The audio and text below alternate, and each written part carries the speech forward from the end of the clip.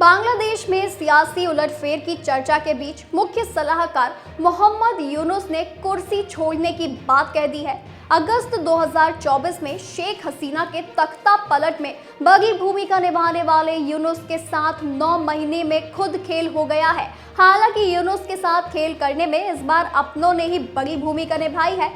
Bangladesh media से जो जानकारी सामने आ रही है उसके मुताबिक यूनुस की लुटिया डुबोने में 4 किरदारों की अहम भूमिका है।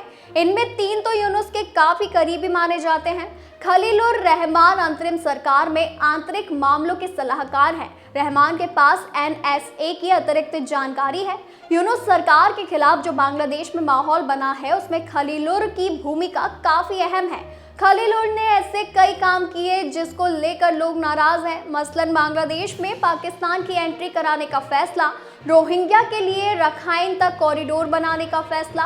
कहा जा रहा है कि इन फैसलों को जब विरोध हुआ तो अंतरिम सरकार बैकफुट पर आई, लेकिन खलीलुर पर कोई कार्रवाई नहीं की। गुरुवार को तो सबसे बड़ी पार्टी BNP ने खलीलुर का इस्तीफा मांग लिया।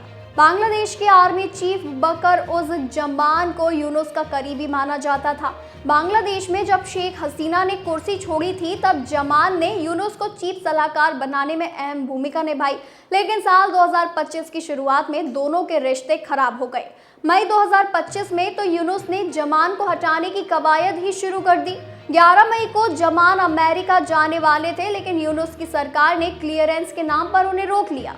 जमान ने इसके बाद सीधे तौर पर यूनुस के खिलाफ मोर्चा खोल दिया। जमान ने पत्रकारों से बात करते हुए कहा कि दिसंबर 2025 तक चुनाव कराने की इजाजत है। चुनी हुई सरकार ही जनता के लिए नीति बना सकती है। जमान के इस बयान ने यूनुस के लिए आगे की राह कठिन कर दी। पूर्व PM खालिदा जिया ने इसी महीने की शुरुआत में लंदन से ढाका की वापसी की। खालिदा के ढाका में आते ही उनकी पार्टी एक्टिव हो गई। खालिदा की पार्टी BNP बांग्लादेश की सबसे बड़ी पार्टी है। बताते चले, खालिदा की पार्टी ने यूनुस पर दिसंबर में चुनाव कराने और 3 सलाहकारों को हटाने का दबाव बना दिया है। यूनुस इस दबाव को झेल नहीं पा रहे हैं, जिसके कारण अब उन्होंने पद छोड़ने का फैसला किया है। इशराक को कभी यूनुस का करीबी माना जाता था, लेकिन अब वे उनके खिलाफ हो गए हैं। खिलाफ होने की जो सबसे बड़ी वजह है वो इशराक के खिलाफ यूनुस सरकार का फैसला है। दरअसल यूनुस की अंतरिम सरकार नहीं चाह रही थी कि इशराक ढाका के मेयर बने। इशराक ने इसके खिलाफ हाईकोर्ट का रुख कर लिया। इशराक की याचिका पर हाईकोर्ट ने यूनुस को झटका दे दिया। इसी बीच इशराक ढाका की सड़कों पर लोग भी जुटाने में सफल रहे। यूनुस ने भीड़ देख अब सरेंडर का मन बना लिया है।